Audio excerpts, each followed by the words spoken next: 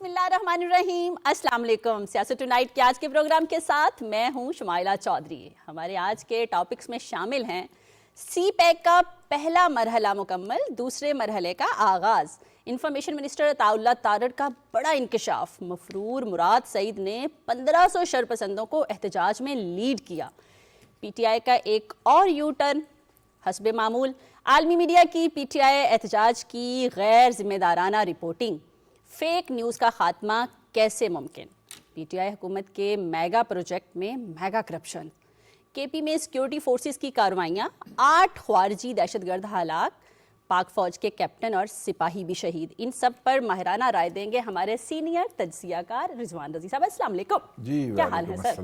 ایک ہی سانس میں پڑھا ہے میں نے. جی بالکل, اپریشیٹ تو بنتا ہے. اور لیکن ایک سانس میں آپ نے امین حفیظ کا نام نہیں لیا. سب کے دل عزیز, سب کے دل عزیز امین حفیظ صاحب. السلام علیکم. کیا حال ہے آپ کے؟ بہت شکریہ, بہت محبت. آپ کو ریڈ ٹائی بہت سوٹ کر رہی. آج آپ نے خود جو کلر پہنا ہے, ہائے ہائے ہائے ہائے, رضی دادا ذرا تعریف کر دیں, لڑکی خوش ہو جائے گی. بالکل بالکل, اور زبردست منفرد اچھوتا کلر پہنا. Thank you. پاکستان کے جھنڈے کا کلر, پاکستان کے جھنڈے کا کلر ہے وہی نا, ویسے سعودیہ کے جھنڈے کا بھی یہی کلر. اگر بال سفید ہو جاتے ہیں نا تو پاکستانی جھنڈا ہی بن جانا تھا. آہو, لیکن یہ مارے گی اب اس فکرے کے بعد. میں خاموش. رضی دادا اچھی خبر ہے. ہاں جی, جیسے ہم نے ٹاپک میں بھی بتایا کہ سی پیک منصوبہ جو مسلم لیگ نون کے دور میں ہمارے سابق وزیر اعظم نواز شریف کے ہوتے ہوئے سٹارٹ ہوا تھا, اور بڑی تیزی سے اس کا کام شروع ہوا. اس کے بعد پی ٹی آئی کا دور آیا اور پھر کام سلو ہو گیا. اب دوبارہ جو ہے نون لیگ کے دور میں پہلا مرحلہ مکمل ہو گیا اور دوسرے میں ہم نے قدم رکھ لیا ہے, اور الحمدللہ ترقیاں. جی, one belt one road OBOR کا جو انیشیٹو ہے چائنا کا, اس کے تحت انہوں نے تقریباً کوئی 5 کے قریب جو بزنس کے نئے روٹ بنانے تھے. صحیح. پرانے زمانے کے اندر جس کو ہم شاہراہ ریشم کہتے ہیں, وہ ادھر سے پورے سینٹرل ایشیا اور کاکیشیا اور ادھر سے گزر کے چائنا جاتی تھی اور پھر بر صغیر پاک و ہند میں بھی آیا کرتی تھی. وہ اس سلک روٹ کو ریوائیو کرنا چاہ رہے ہیں. اچھا, جو پورا ان کا عبور کا پروجیکٹ ہے اس کا 40% جو ہے وہ سی پیک کے اوپر مشتمل ہے جو پاکستان میں بننا ہے, اور سی پیک کا 60% جو ہے وہ صرف بلوچستان میں تعمیر ہونا ہے. اور یہ بلوچستان کے اندر امن و امان کی صورتحال ہے, یہ اسی لیے خراب کر رہی ہیں وہ قوتیں, کیونکہ انہیں پتا ہے کہ اگر اتنا انفراسٹرکچر وہاں پہ بن جاتا ہے, وہاں کے لوگوں کو رسائی مل جاتی ہے نئی ایمنٹی تک, تو ان کی جو صدیوں پرانی وہاں پہ مونوپلی ہے, جو نہ کبھی مغلوں نے توڑی, نہ کبھی عربوں نے توڑی, نہ کبھی انگریزوں نے توڑی, تو وہ ٹوٹ سکتی ہے. کیونکہ لوگ جب پڑھیں گے نا تو وہ آگے آئیں گے. اینی ہاؤ, تو جب چائنیز ہمارے پاس آئے تھے تو انہوں نے کہا جی ہم اپنی انڈسٹریز آپ کے ہاں جو ہے وہ موو کرنا چاہتے ہیں. ایسی کہ ساڑھے کول تو بجلی کوئی نہیں, تو پہلے بجلی کے کارخانے لگ گئے. پھر ہم نے کہا یار یہ ہم کراچی تک ایکسپورٹ کے لیے کیسے پہنچائیں گے. انہوں نے کہا سڑکیں بنا لیں پہلے, تو ہم پہلے پھنس گئے اس کے اندر. تو جیسے یہ چیزیں بن گئیں اور ان کا بوجھ پاکستان کی معیشت پہ لد گیا, تو پھر ایک ایسے صاحب آ گئے جنہوں نے کہا کہ ہمیں سی پیک کی لوڑ ہی کوئی نہیں, سی پیک 3 سال کے لیے فریز کر دینا چاہیے. انہوں نے کہا میں سالم ٹانگے دی جاواں کراں گا. ہاں, مطلب خود نہ ترقی کرنی ہے. سالم ٹانگا نہیں, سالنگ ہیلی کاپٹر سی, اور سالم ہیلی کاپٹر 55 روپے فی کلومیٹر پہ اڑتا تھا, اگر آپ کو یاد ہو. ویسے وہ فواد چودھری صاحب نے جو بتایا تھا نا کہ وہ اگر گاڑیوں پہ جائیں تو زیادہ خرچ ہوتا ہے, ہیلی کاپٹر پہ جائیں تو کم ہوتا ہے. میرا تو جی چاہ رہا سی کہ میں بھی جوہر ٹاؤن ڈاکٹر ہسپتال تو ایک ہیلی کاپٹر اڑاواں, چونکہ میرے کو بھی پارک ہے نا اتنے, جتنے میں صبح یوگا کردا, مجھے بھی لفٹ سیدھا پی ٹی وی تک آ جاواں دی چھت تے ہیلی کاپٹر تے بیٹھ کے, اور کہواں کہ پٹرول بڑا سستا ہے. فواد چودھری صاحب ہیلی کاپٹر حالانکہ پٹرول مہنگا ہو گیا تھوڑا, کل 3 روپے تے 72 پیسے. نہیں رضی دادا, پہلے انہوں نے سڑک بنائی, پھر انہوں نے ہیلی کاپٹر لے لیا کہ وہ سڑک خراب نہ ہو. اچھا, مسئلہ یہ ہے کہ وہ جو بجلی گھر ہیں یا وہ جو سڑکیں ہیں, ان کا برڈن تو پڑ گیا ہماری معیشت کے اندر, بالکل, لیکن جو ان سے ہم نے پیداواریت بڑھانی تھی اس کے لیے کارخانے ہی نہیں لگے. تو دوسرا اس کا فیز پہلے ہی شروع ہو چکا ہے. اگر آپ نے سنا ہو تو مریم نواز شریف نے پچھلے دنوں گارمنٹ سٹی کے اندر ٹریننگ انسٹیٹیوٹ کا افتتاح کیا ہے. موٹر وے سے نکلیں لاہور سے تو لیفٹ پہ آتا ہے وہ گارمنٹ سٹی, اور وہ گارمنٹ سٹی کم از کم 2 لاکھ لوگوں کو براہ راست روزگار دے گا, اور تقریباً وہ آپ سمجھ لیں کہ $2.5 ارب کی سرمایہ کاری ہوگی. چائنا کی کمپنیاں آئیں گی, ان کو بنے بنائی عمارتیں دی جائیں گی, اس کے اندر وہ اپنی مشینیں لگائیں گی, لوگ مقامی طور پہ جو ہائر ہوئے ہوں گے وہ اس میں کام کریں گے, یہاں سے گارمنٹ بن کے باہر ایکسپورٹ ہوگا یا چائنا ایکسپورٹ بیک ہوگا.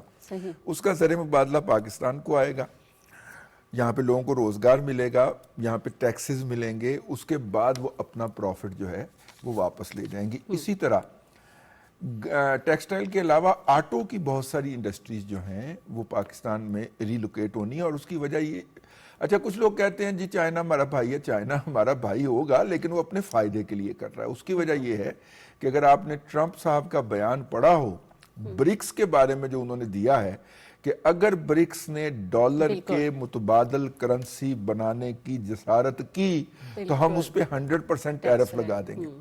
اب آئندہ جنگ ہونی ہے ٹیرف کی بھائی, تو چائنا کے اوپر ٹیرف لگنے ہی لگنے ہیں, یورپ میں پہلے ہی لگے ہوئے ہیں, امریکہ نے بھی مزید بڑھانے ہیں. جب وہ اس کے اوپر ٹیکس بڑھائیں گے تو پاکستان کے اوپر تو ٹیکس نہیں ہوگا نا, تو چائنا کی کمپنی یہاں پہ بیٹھ کے ایکسپورٹ کر لے گی. ہمارے ایک دوست ہیں, ان کی ٹیکسٹائل مل تھی, ٹیکسٹائل مل ڈیفالٹ کر گئی, بلڈنگ کھڑی ہوئی تھی, انہوں نے وہ چائنیز کو دے دی, ٹھیک ہے, پارٹنر بن گئے ان کے. انہوں نے کہا جی آپ کی کمپنی یہاں پہ کام کرے گی, میں اس کا پارٹنر, کوئی کرایہ نہیں, انہوں نے وہ دے دی.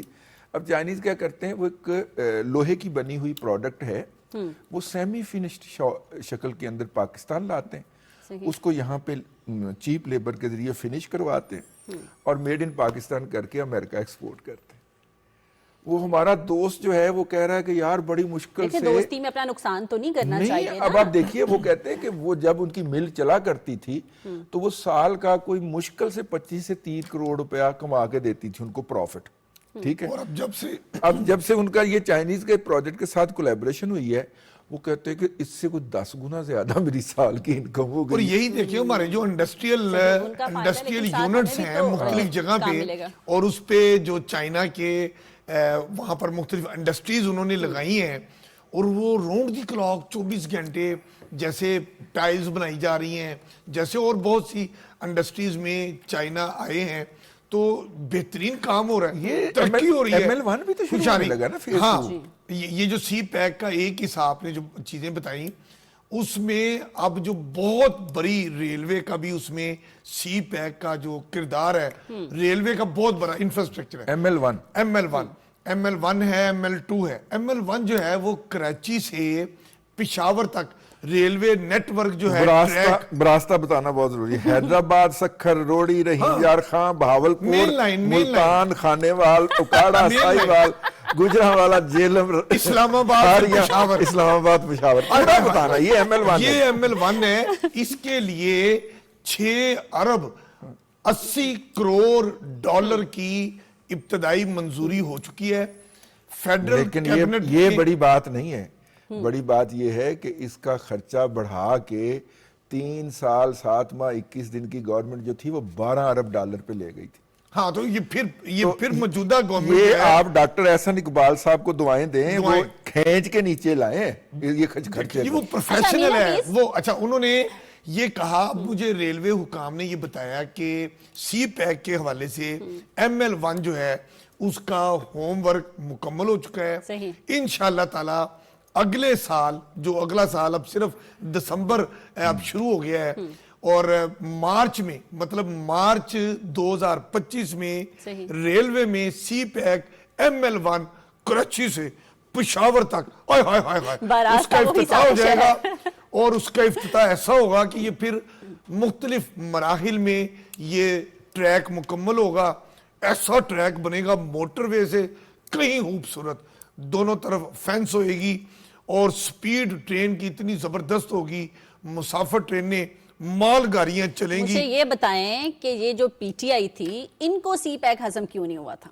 سر, ان کو صرف ہضم پتہ کیا ہوتا ہے, اب میں پھر بات کروں گا رضوان رضی, وہ بات دور چلی جاتی ہے. ان کو ہضم ہوتا ہے, لوگ اپنے وفاقی دارالحکومت میں جاتے ہیں, بات چیت کرتے ہیں, اختلافات ہوتے ہیں, لیکن ٹیبل پہ بیٹھ کی چیزیں طے ہوتی ہیں. یہ تو ایسے ڈنڈے لے کے جاتے ہیں جن کے اوپر کیل لگے ہوتے ہیں, یہ ایسی گن لے کے جاتے ہیں جس کے اوپر آنسو گیس ٹینکی جا سکتی ہے. اس پہ ہم بات کریں گے پاکستان کے ساتھ حفیظ صاحب, آپ کا گلہ دور کریں گے ہم آگے جا کے, اس پہ بات کریں گے ڈیٹیل میں. سن لیجیے, ابھی کیوں نہیں ہضم ہوتا ہے ہر شعبے کے اندر انہوں نے تباہی پھیری. آپ کو پتا ہے چائنا نے کہا کہ جس طرح امریکنز جو ہیں وہ بہت عرصے تک ہر سال پاکستان سے 40 کے قریب جرنلسٹوں کو لے کے جایا کرتے تھے, وہ 40 روزہ دورے پہ آپ بھی جا چکے ہو, پورے امریکہ کی سیر کرواتے تھے. چائنیز نے کہا ہم بھی پاکستان سے نا جرنلسٹ لے کے جایا کریں گے. مختلف حالی جرنلسٹ نہیں ہوتے, مختلف مکاتب فکر کے لوگ ہوتے ہیں. مطلب مکاتب فکر سے مراد ہے اس میں ادیب ہوتے ہیں, شعراء بھی ہوتے ہیں, کالم نویس بھی ہوتے ہیں, جرنلسٹ ایز سچ رپورٹر اور سب ایڈیٹر بھی ہوتے ہیں, لیکن ہوتے ہیں. اچھا انہوں نے کیا کیا جب یہ آئے نا اقتدار میں, انہوں نے آ کے ان تمام لوگوں کی ذرا پی ٹی آئی کے سوشل میڈیا کے جتنے بھی لوگ تھے نا ان کو بھیجنا شروع کر دیا. وہ چینیوں نے کو میرا خیال 2-1 سال تو جاری رکھا, اس کے بعد انہوں نے کہا جی تھینک یو ویری مچ, ہم تو یہ کام نہیں کر سکتے, کیونکہ یہ ان کے جو لوگ جاتے تھے وہاں پہ جا کے الٹی سیدھی حرکتیں کر کے آتے تھے. اور ظاہر ہے وہ بھی اپنے ملکوں کو بتاتے ہوں گے تو وہ کہتے تھے کیڑا جرنلسٹ سی, وہ ایک کیڑا جرنلسٹ سی, ٹھیک ہے. رضوان رضی صاحب یہ جو ڈیلیگیشن ہوتی ہے نا اس طرح کی, میرا سوال رضی دادا ابھی بھی وہ ہے کہ پی ٹی آئی کے دور میں سی پیک کیوں سلو ہوا, ان کو ہضم کیوں نہیں ہوا, اس سے ان کا بھی تو فائدہ تھا نا ملک کے ساتھ ساتھ. میں آپ کو عرض کرتا ہوں, دیکھیے سی پیک جب لانچ کیا, میں ایک ذمہ دار شخص نے مجھے بتایا کہ میاں نواز شریف صاحب جو تھے وہ پاکستان کے ایک بہت بڑے سیٹھ کے پاس گئے اور اسے کہا کہ دیکھو ہم چائنیز سے بجلی گھر نہیں لگوانا چاہ رہے, آپ پاکستان کے سب سے بڑے سیٹ ہو اس وقت, تو آپ کو 300-500 میگا واٹ کا بجلی گھر لگا لو تاکہ ہم اس سے دوسری انڈسٹری کی بات کریں. انہوں نے انکار کر دی. وہ کہتے ہیں کہ میاں صاحب ذاتی طور پہ چل کے اس طرح کے کئی سیٹھوں کے پاس گئے, جب ان پاکستانی سیٹھوں نے نہیں لگایا نا تو پھر وہ ہوا. اچھا ان پاکستانی سیٹھوں کے نمائندے کون سے تھے؟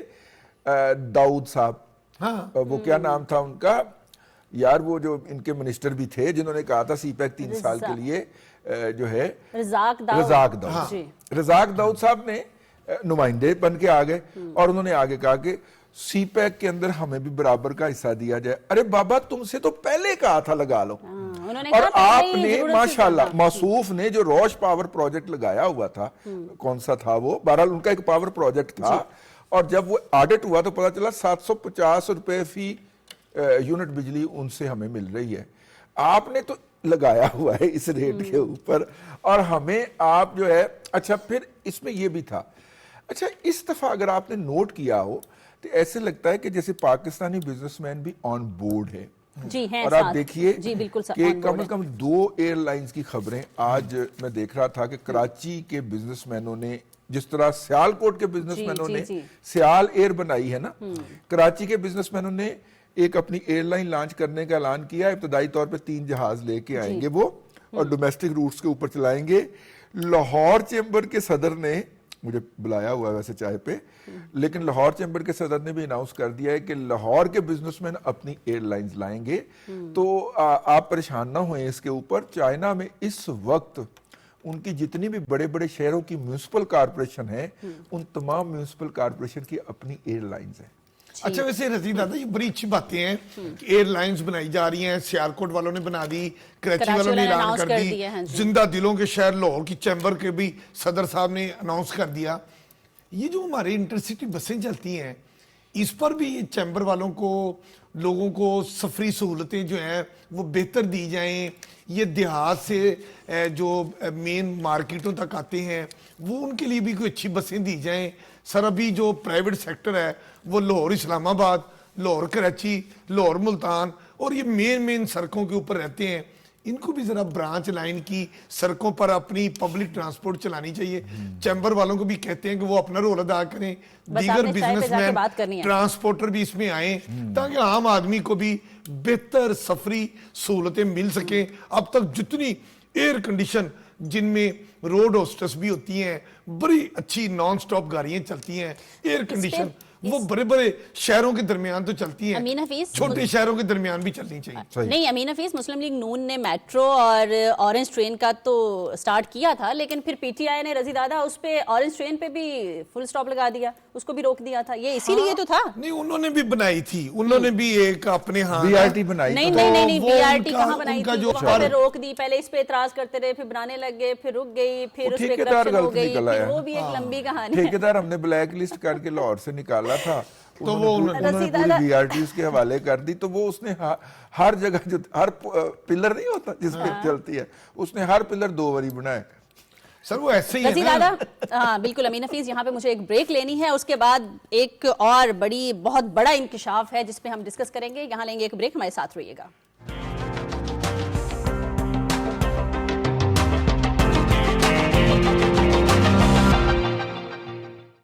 قیام پاکستان سے آج تک ہماری کہانی, ہماری تاریخ عبارت ہے ایک جہد مسلسل سے. دشمن کی مسلط کی گئی جنگیں, دہشت گردی کا ناسور, ایٹمی قوت بننے پر لگائی گئی بندشیں, قدرتی آفات اور سیاسی بد امنی. پاکستان اور پاکستانیوں نے ان سب مشکلات کو شکست دی ہے, تو ہم پھر کیوں نہ آگے بڑھیں ایک ہو کر. مختلف شعبوں میں سرمایہ کاری کے مواقع, سی پیک جیسے منصوبوں کے امکانات, ہمارے نوجوان, کتنی وجہیں ہیں ہمارے پاس پر امید رہنے کی. آئیں مل کر امید کے دیے جلائیں روشن مستقبل کے لیے. Believe in your self, believe in Pakistan.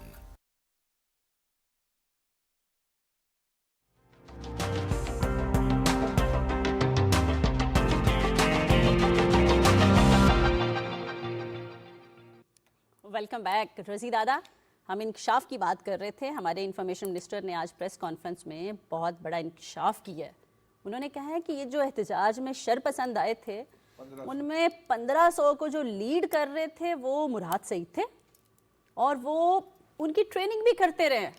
نہیں, وہ تو مفرور تھے. وہ ٹریننگ نہیں کرتے رہے, وہ تربیت یافتہ ہیں. نہیں, پہلے ان کو ٹریننگ دیتے رہے, پھر ساتھ لائے اور ان کو لیڈ کرتے رہے یہاں پہ. میرا خیال ہے کہ آج جو ہے وہ ریاست پاکستان کے ترجمان اور ریاست پاکستان کا محکمہ داخلہ کی جو پریس ریلیز آئی ہے, انہوں نے پریس کانفرنس کی, وہ اس نے پورا پشاور سے چلنے سے لے کے اور ڈی چوک سے دوڑ لگانے تک کے تمام واقعات کو اس نے پوری دستاویزی کلیم کے ساتھ, یعنی اب ریاست نے, وزارت داخلہ کی پریس ریلیز کا مطلب یہ ہے کہ ریاست خم ٹھونک کے جو ہے وہ میدان میں کھڑی ہو گئی ہے, سامنے آ گئی. انہوں نے کہا ایسی تیسی تمہاری, جھوٹ بھی بولتے ہو تم اور اوپر سے ہمیں دھمکیاں بھی لگاتے ہو, کوئی ایسی بات نہیں ہوئی, اور کوئی ایک ڈیڈ باڈی ہے تو لا کے دکھاؤ. ریاست نے ایبسولوٹلی الٹیمیٹلی ایک پوزیشن لے لی ہے.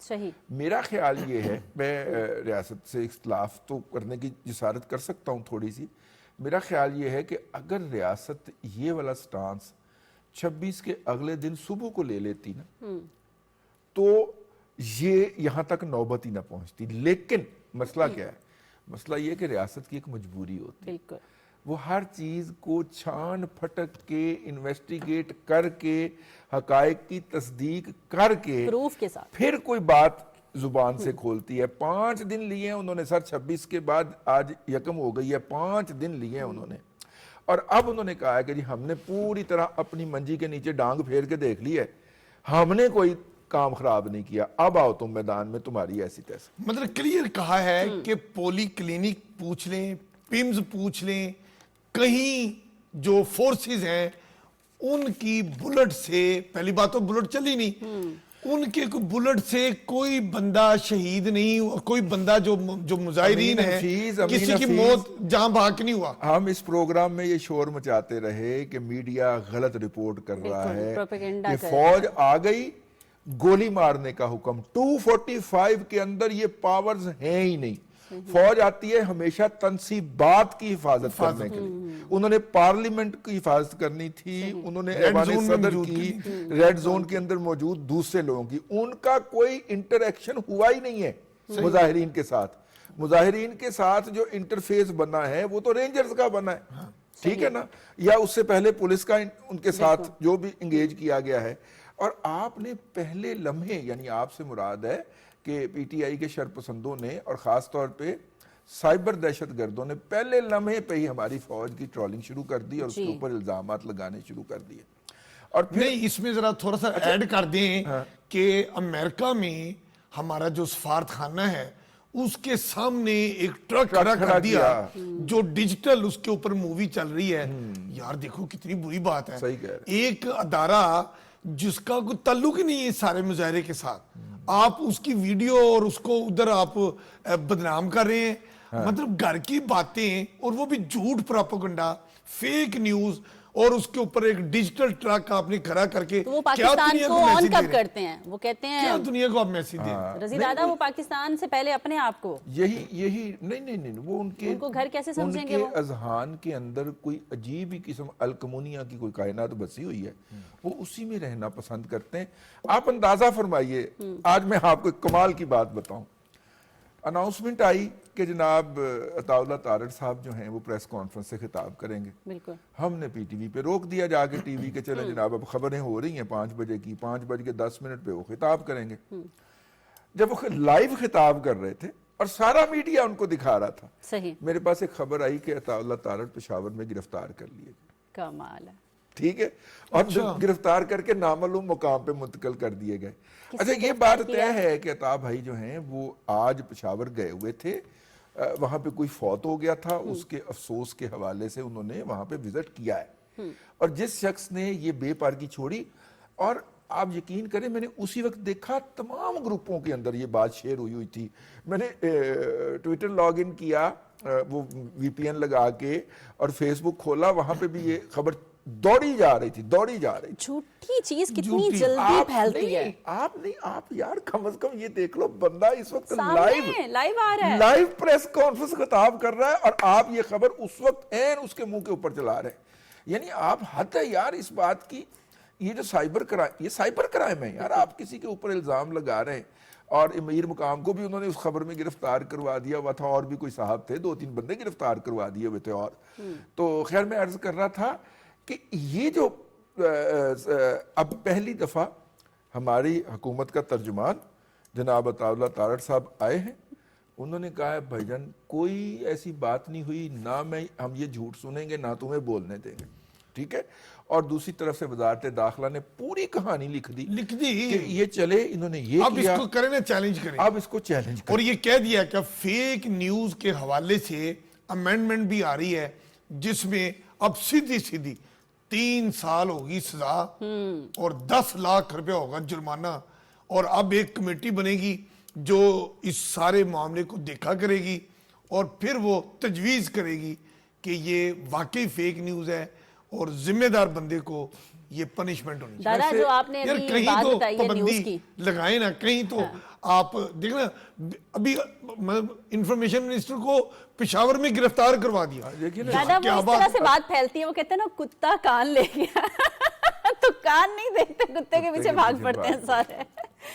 اچھا دیکھیے, اب اچھا ہوا 26ویں ترمیم کے اندر ایک چیز جو آئی ہے وہ یہ بھی ہے کہ دیکھیے پارلیمنٹ, آپ پارلیمنٹ سے 100 درجے اختلاف کریں, آپ اس کے اوپر تنقید کریں, صحیح, لیکن الٹیمیٹلی آپ کی پارلیمنٹ عوام کا آخری نمائندہ ادارہ ہے, اور پہلا بھی. ٹھیک ہے, اس کے بارے میں تو کوئی دوسری شک نہیں. وہاں پہ بیٹھے ہوئے لوگ جو ہیں وہ عوام کی کولیکٹیو وزڈم کا مظہر ہے. ٹھیک ہے, اگر وہ خراب ہیں تو اس کا مطلب ہے آپ خراب ہیں, آپ نے خراب لوگوں کو منتخب کر کے بھیجا. وہ صوبائی اسمبلی ہو, وہ نیشنل اسمبلی ہے, وہ سینٹ ہے, آپ نے بھیجا. لیکن جب وہ قانون پاس کر دیں تو اگر اس قانون کے حق کے اندر اگر وہ سادہ اکثریت سے بھی ہوا ہے نا جی, تو 182 ووٹ تو آئیں گے نا قومی اسمبلی میں, اور سینٹ میں بھی کوئی 51-52 ووٹ تو پڑیں گے نا اس کو. یعنی یہ 51 سینیٹر اور 182 کے قریب ایم این اے, ٹھیک ہے, یہ مل کے قانون بنائے, اور ایک جج صاحب بیٹھ کے اس قانون کو معطل کر دیں. چلیں 26ویں ترمیم کے اندر اس کا علاج ہو گیا ہے. اب آئین جو آئین قانون سازی ہوگی اس کو اس طرح سے آپ نہیں کر سکیں گے. ٹھیک ہے. یا تو آپ کو پارلیمنٹ کہے کہ جی اس کا جوڈیشل ریویو کر دیجئے تو آپ کر لیں, لیکن یہ تو نہیں ہونا چاہیے. میں بھلا اس طرف کیوں گیا ہوں, پنجاب حکومت نے ایک قانون بنایا, ٹھیک ہے, یہ جو سائبر کے اوپر لوگوں کی عزت اچھالنے کا مسئلہ ہے. صحیح. اور سب سے زیادہ وکٹم اگر آپ دیکھیے تو اس وقت پنجاب حکومت ہے.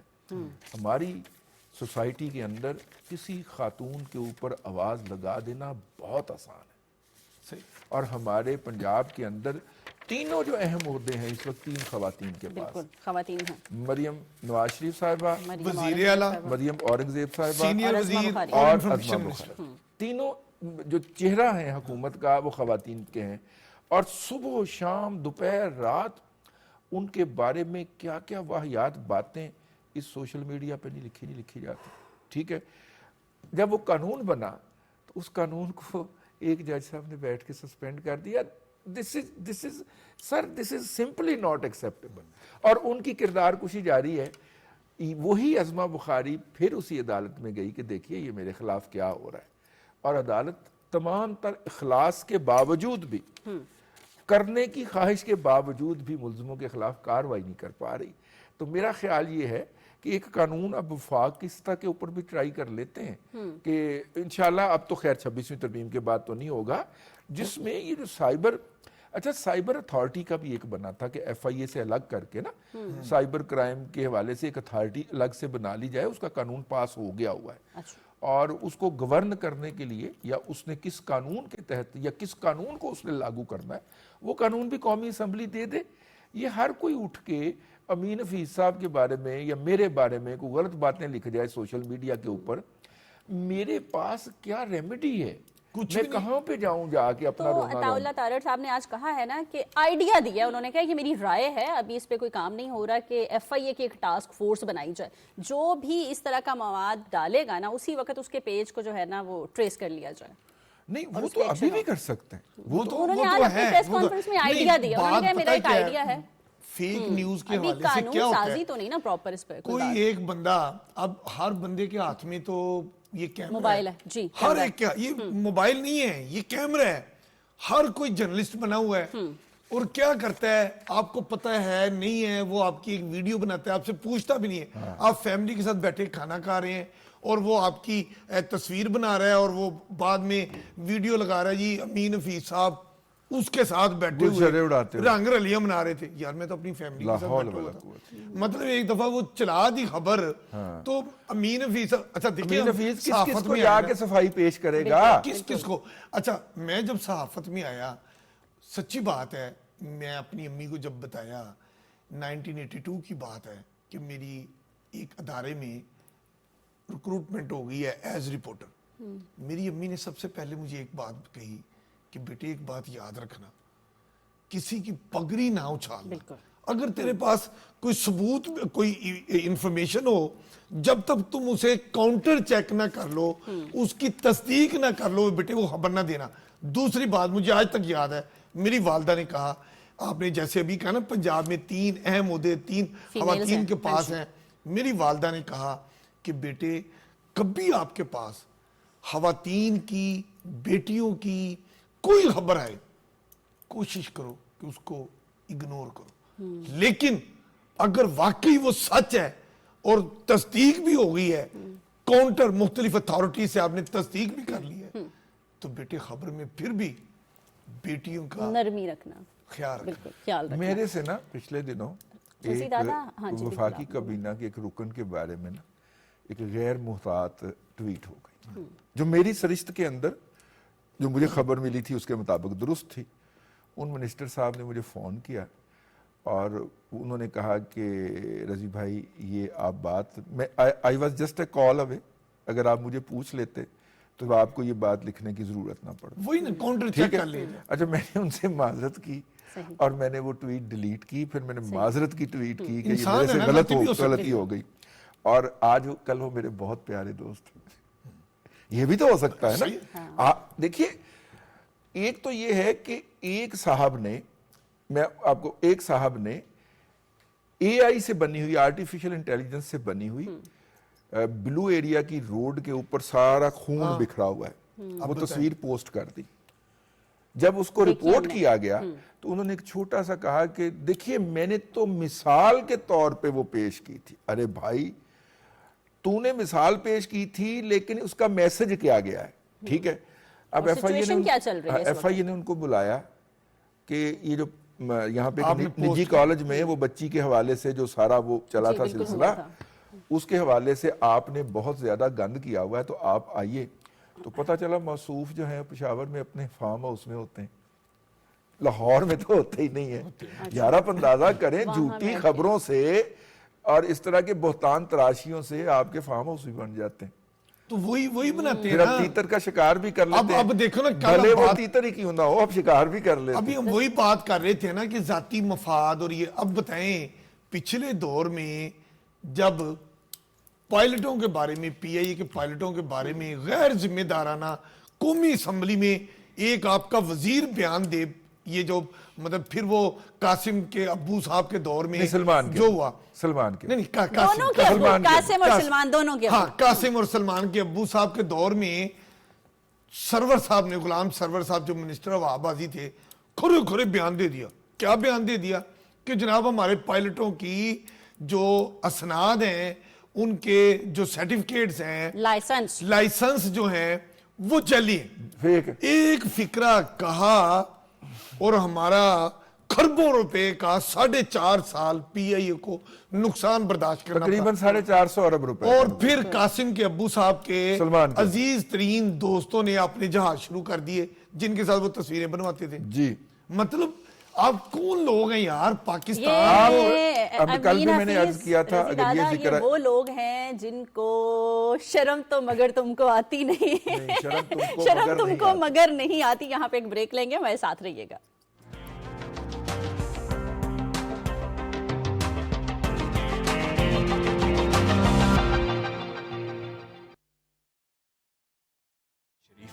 فلسطینی اور لبنانی بہن بھائیوں کی مدد میں حکومت پاکستان کا ساتھ دینے کی اپیل. فلسطین اور لبنان اس وقت اسرائیلی جارحیت کا شکار ہیں. ایسے میں زخمی اور بے گھر افراد ہماری فوری امداد کے منتظر ہیں. متاثرین کے لیے ٹینٹس, کپڑے, کمبل اور ادویات سمیت اشیاء خورنوش عطیہ کریں. آئیے اس کاوش میں حکومت کے ہم قدم بنیں. متاثرہ بہن بھائیوں کے لیے بڑھ چڑھ کر اس کار خیر میں حصہ ڈالیں. اپنے عطیات اور فنڈز درج ذیل اکاؤنٹ میں جمع کروائیں.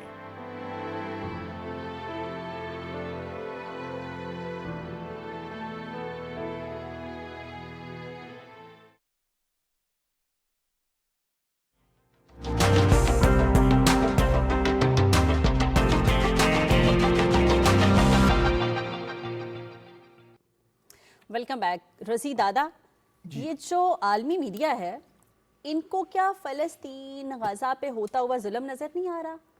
ان کو وہاں پہ کچھ نظر نہیں آ رہا؟ پاکستان کے انٹرنل میٹرز میں بہت ہی غیر ذمہ داری دکھا رہے ہیں. دیکھیں مجھے تو لگتا ہے کہ جیسے یہ پاکستان کے اندر جو ایک فتنہ شروع کیا گیا ہے اور جس طرح سے فیک نیوز پھیلائی جا رہی ہے, یہ ہمیں انگیج رکھنے کے لیے یہ کیا جا رہا ہے تاکہ ہم بیچارے فلسطینی بھائیوں کے لیے کوئی آواز بلند نہ کر سکیں, ہم کشمیر میں ہونے والے ظلم کے اوپر کوئی بات نہ کر سکیں. یہ ہمیں اپنی پائی رکھتے ہیں, ہم اپنے دفاع میں یا کاؤنٹر نریٹو میں لگے رہتے ہیں. اب آپ دیکھیے نا, آپ نے جو بات کہی, کیا کہی, عالمی میڈیا بہت غیر ذمہ دارانہ رویہ ہمارے دور کے اندر جتنے بھی عالمی میڈیا کے آؤٹ لیٹ تھے پاکستان میں, ان کے بیورو چیف گورے یا گوریاں ہوتی تھی. گورے یا گوری ہونے کا مطلب کوئی سپیریئرٹی کمپلیکس یا انفیریئرٹی کمپلیکس نہیں ہے یار, وہ مقامی تعصبات سے ماورا ہوتے تھے. میں آپ کو صرف اپنے ادارے کی پالیسی کے مطابق کام کرتے. میں آپ کو الجزیرہ کی ایک مثال بتاؤں کہ اسامہ جاوید ہیں وہاں پہ, پاکستانی نیاد ہیں, وہ وہاں پہ کام کرتے ہیں. ان کو بھیجتے ہیں لیٹن امریکہ کا رپورٹنگ کرنے کے لیے. کوئی بڑا ایونٹ ہو جائے نا لیٹن امریکہ میں, افریقہ میں, وہاں پہ بھیجیں گے. پاکستان میں وہ بھیجیں گے کسی ایسٹرن یورپ نمائندے کو, تاکہ وہ مقامی تعصبات سے, اپنی افیلیشن سے بالا تر ہو کے حقائق کی رپورٹنگ کرے. صحیح, ٹھیک ہے. اچھا, جب کابل فال ہوا ہے نا, اس کے بعد عالمی میڈیا کے تمام آؤٹ لیٹ جو ہیں, یہ بات غور سے سننی ہے آپ نے, انہوں نے کابل میں تو اپنے بند کیے بیوروز، پاکستان میں بھی بند کر دی، اور انہوں نے اس ریجن کو کور کرنے کے لیے اپنے بیوروز جو اسٹیبلش کیے اور باقاعدہ بڑے بڑے ایکسپینڈ کیے، وہ نئی دلی میں کیے۔ اب عالمی میڈیا کے اوپر آپ کے بارے میں جو کچھ چھپتا ہے وہ نئی دلی کی اپروول سے چھپتا ہے۔ وہ ایک الگ پروپیگنڈا ہے جی، ہم اس وقت پٹتے رہے کہ یار ان کو اگر مفت دفتر بھی دینا پڑتے ہیں آپ کو اسلام آباد میں تو دے دیجئے، تاکہ وہ ہمارے پاس رہیں، تاکہ وہ ہمارے تھوڑا پاس بہت کنٹرول ہمارے اب کنٹرول میں انہوں نے رہے۔ رکھے ہوئے ہیں سٹرنگر، اگر وہ مجھے سٹرنگر شپ آفر کریں گے تو مجھے تو وارہ ہی نہیں کھاتی نا بھائی، ٹھیک ہے نا، امین حفیظ کو تو وارہ ہی نہیں کھاتی۔ اور کئی لوگ انہیں کہتے ہیں کہ آپ سٹرنگر بھی کیوں رکھتے ہیں، ہم آپ کو انفارمیشن دیں گے۔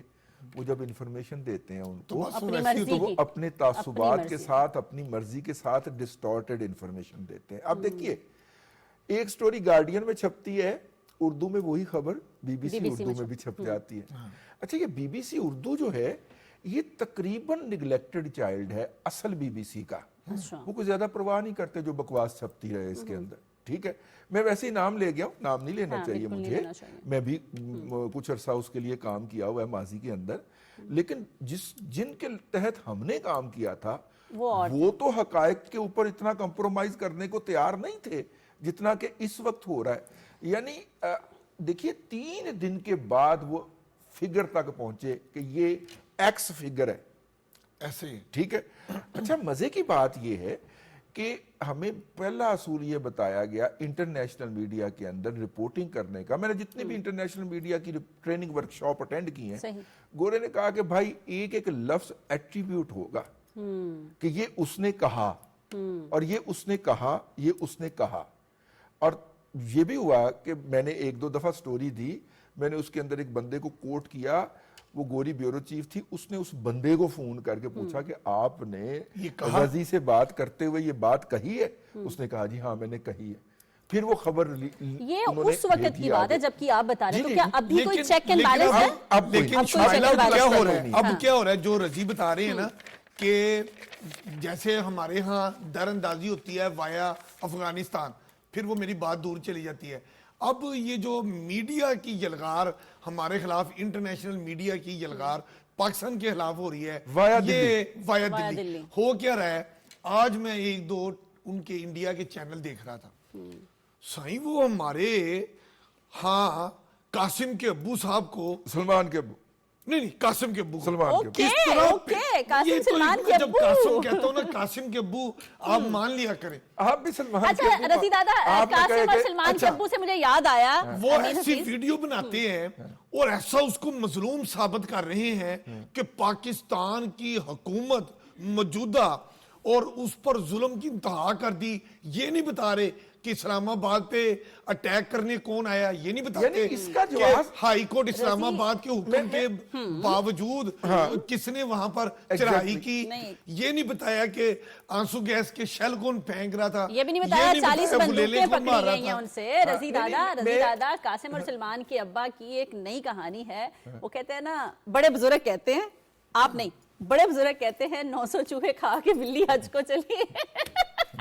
2-4 بات بھی ہو گئے، 904 انڈیا کو جتنا غصہ ہمارے ساتھ ہے نا، اب وہ میڈیا وار ہمارے خلاف اچھا کر رضی رہا دادا، ہے۔ اتنی تباہی کے چائے بعد پلا دیں گے، ہم پھر انشاءاللہ ہم اس دفعہ چائے کے ساتھ نا کلب سینڈوچ بھی کھلائیں گے، لیکن وہ چونکہ اگر ویج اور نان ویج ہوا جو قیدی اس وقت ہم کریں گے اس کا بھی خیال اچھا امین حفیظ، 900 چوہے کھا کے بلی حج کو چلی، قاسم اور سلمان کے ابا 904 تھے، اوکے 904 910 چوہے کھا کے بلا حج کو چلا میرا، نہیں 904 تھے یا 804 تھے؟ 804 والے نے بولا ہے 904 کھا کے، انہوں نے کہا ہے جی اتنی تباہی مچانے کے بعد اب وہ کہتے ہیں جی سیاسی جماعتوں سے بات کی جائے، کیا سوچا جا رہا ہے، یہ کون سا پلان ہے؟ یہ اگر یہی سب کرنا تھا تو یہ تو پہلے آپ کو واردات ہے، ان کے پاس اپنا موب کبھی بھی نہیں رہا۔ وہ جب 2014 میں دھرنا لے کے گئے تھے تو موب کے لیے ان کے ساتھ طاہر القادری صاحب کو روانہ کیا گیا تھا۔ اس دفعہ انہوں نے بہت منت کی کہ کہیں سے مولانا فضل الرحمان اپنے لوگ ان کو دے دیں، ٹھیک ہے۔ پھر انہوں نے بہت کوشش کی کہ اچکزئی صاحب جو ہیں وہ پی ٹی ایم کے Quaid Azam P T M کے وہ کھینچ کے لے آئیں، ٹھیک ہے، لیکن یہ ساری کوششیں ناکام ہوئی تو جتی کسوری پیری نہ پوری، ہائے ربا ٹانگا آ گیا کچہریوں حالی، ہائے ہائے ہائے ٹانگا آ گیا ٹانگا آ گیا کچہریوں خالی، کچہریوں سجڑا حالی، نقید بول اور گئے. وہ اور ٹانگے کے اوپر وزیر اعلیٰ کے پی کے اور بشرا بی بی بیٹھ کے چلی گئی. سے ٹانگا خالی آ گیا. ہے آگے گورا گورا امین تھا. حفیظ. اچھا میں یہ کہہ رہا تھا کہ آپ قاسم کے ابو کو جتنا مرضی انڈیا ثابت کر دے مظلوم، میں تو ایک بات کہتا ہوں کہ انڈیا کون صاحب ہوتے ہیں جو قاسم کے ابو کو اتنا ہی مظلوم ثابت کیے جا رہے ہیں؟ مطلب ان کے آنے بانے تانے کہاں کہاں جا کے مل رہے ہیں، اس پہ کوئی بات نہیں کر رہا. امین حفیظ یہ بتائیں کہ یہ جو سیاسی پارٹیاں ہیں یہ بات کرنے کی بات کر رہے ہیں، کیا وہ ان کو سنجیدہ لیں گی اب؟ سر میری بات سنیں، میں آپ کو ایک بات سمجھاؤں، جی دوسری بات سمجھاؤں، سمجھائیں. تیسری بار بھی سمجھاؤں، اور چوتھی بار میں نے آپ سننی نہیں. چوتھی بار بھی آپ وہی کام کریں تو پھر مجھے بار بار اپنا وقت ضائع کرنے کا کیا فائدہ ہے؟ پتہ ہے کہ جو بات یہ صاحب کرتے ہیں قاسم کے ابو، اس کی بعد میں گارنٹی کون دے گا؟ صحیح کہہ رہے ہیں. اعتماد ہی جب کھو گئے تو پھر گارنٹی کون ہے؟ ابھی بھی تو یہی مسئلہ ہے نا، ابھی بھی تو گارنٹی کا ہی مسئلہ پھنسا گارنٹی ہوا کا ہے. مسئلہ ہے. ابھی بھی کون گارنٹی دے؟ گارنٹی کا اچھا ایک دیکھیں اور بڑی مزے سونی کی بات ہے، بڑی سونی بات ہے، یہ کہا گیا کہ اگر آپ نے قاسم کے ابو کو رہائی کرانا ہے تو کروا لیں، پھر صوبہ خیبر پختونخوا کی وزارت اعلیٰ چھوڑ دیں. اچھا میں اور آپ پھر سے آئے میدان میں. میں آپ کو ایک بات عرض کروں. پچھلے دنوں ایک پی ٹی آئی کے بہت بڑے فائنانسر بھی ہیں اور سپورٹر بھی ہیں، دوست ہیں ہمارے، بزنس مین ہیں، تو ملنے کے لیے آئے ہوئے تھے. میں نام نہیں لوں گا. آپ دونوں میں سے میرے مائنڈ میں ایک اور بڑی مزیدار بات آئی آپ ہے. دونوں میں سے ڈیفینیٹلی کوئی نہ کوئی جانتا ہوگا. ہاں جی. تو انہوں نے نا سارا کچھ نا اپنی پارٹی کا پروپیگنڈا کرنے کے بعد نا اٹھتے ہوئے کہنے لگے یار دعا کرو کہ بانی پی ٹی آئی جیل سے باہر نہ آئے. اچھا میں نے کہا یار آپ نے یہ پچھلے 1.5 گھنٹے میرا دماغ کھایا ہے یہ دعا کروانے کے لیے اینڈ آپ یہ کر رہے ہیں کیوں؟ کہتے یار بڑی مشکل سے کام چلا ہے، کوئی 4-5 سال کے بعد کوئی 4 آرڈر آئے ہیں، کوئی ایکسپورٹ میری شروع کی ہے ہماری کمپنی نے، اگر یہ باہر آ گیا تو یہ سب کچھ بند کرا دے گا. میں حلفاً کہہ سکتا ہوں کہ وہ بندہ اس وقت بھی پی ٹی آئی کی پنجاب کی قیادت کا حصہ ہے. کمال ہے رضی دادا، وہ کہتے ہیں نا جیڑا پنو لال، جیڑا پنو کوئی لال لالو لالے لالو لالے لالے لالے لالے. اچھا میری بات سنیں، آپ کی ٹائی بھی لال، مکمل ہونے دیں، آپ کی ٹائی بھی لال. ہمیشہ رضی دادا ایک بات کہتا ہوں، شمائلہ بھی اس بات کو مانے گی، میں ہمیشہ کہتا ہوں کہ وسیع تر ملکی ترقی، خوشحالی، استحکام کا تقاضا یہ ہے کہ جب کبھی معاملات خراب ہوں آپ چڑھائی نہ کیا کریں، آپ ہمیں بتا دیا کریں کہ آپ کے مسائل کیا ہیں، باہمی افہام و تفہیم سے گفتگو ہونی چاہیے، ٹیبل ٹاک ہونی چاہیے. جب آپ ٹیبل پر نہیں بیٹھتے اور یہ کہتے ہیں بس مجھے رہا کر دو، میرے کیس ختم کر دو، میری اہلیہ کے اوپر کیس ختم کر دو، نہیں مجھے وزیر اعظم بناؤ، بے شک جیل میں رہنے دیں، وزیر اعظم بنا دیں. پھر وہ شیر شیر والی بات میں میری بات سن لیں امین حفیظ، میری بات سن لیں. لال ٹائے جڑا پنو لال ہے، اس میں کہانی یہ ہے کہ صادق اور امین کا سرٹیفائیڈ بندہ، اور ایک نیا منصوبہ انہوں نے شروع نہیں کیا تھا، نیا نہیں بلکہ پرانا، نیا پاکستان منزلیں آسان. یہ ان کے پاس زیادہ ڈیٹیل ہے، میں تو صرف ایک فکرہ اس پہ بول دوں. جی منزلیں آسان، جو بلین ٹری ہم نے لگایا تھا ہمارے اقتدار سے الگ ہونے کے 2 دن پہلے، ایک ہی وقت میں، ایک ہی دن میں مجھے کہانی سنائے امین حفیظ صاحب. 256 جگہ کے اوپر آگ لگی اور وہ سارے کے سارے بلین ٹری سڑ گئے، اور اس کی راکھ جو تھی وہ ہوا اڑا کے لے گئی. بتا دیں مجھے جلدی سے، یہ سٹوری چاہیے، 1 منٹ ہے میرے پاس، مجھے یہ بتا دیں یہ نیا پاکستان منزل آسان یہ فل کرپٹ نکلا ہے، اس میں کرپشن ہی کرپشن، ابھی اس کو کھولا ہے، ابھی باقیوں کی بات بعد میں. دیکھیں جی یہ جو نیا پاکستان منزلیں آسان، ذرا سمجھے، نیا پاکستان منزلیں آسان، ایک تحفہ آیا تھا قاسم کے ابو کی طرف سے براستہ اہلیہ بانی پی ٹی آئی پنجاب والوں کو ایک تحفہ ملا تھا، معصوم سے سیدھے سادے سے سی ایم پنجاب، وزیر اعلیٰ پنجاب عثمان بزدار. انہوں نے کہا کہ ہم जो देही इलाकों की सड़कें हैं हम उनको कारपोरेटेड करेंगे और देहात का मार्केट के साथ जो राब्ता है वो हम सड़कें बना के करेंगे। बिल्कुल, ये इनका उन्होंने वतीरा क्या है। किया, अमीन सबसे हफीज, पहले अमीन हफीज, 15 अरब रुपया लगाया और 1035 बिल्कुल ये इनका वतीरा रहा है अमीन हफीज, किलोमीटर यू टर्न लेने का, झूठ बोलने का, करप्शन तो सामने आना शुरू हो गई है। यहाँ पे हमें इजाजत लेनी है, हमारे प्रोग्राम का वक्त खत्म हो गया। पाकिस्तान जिंदाबाद।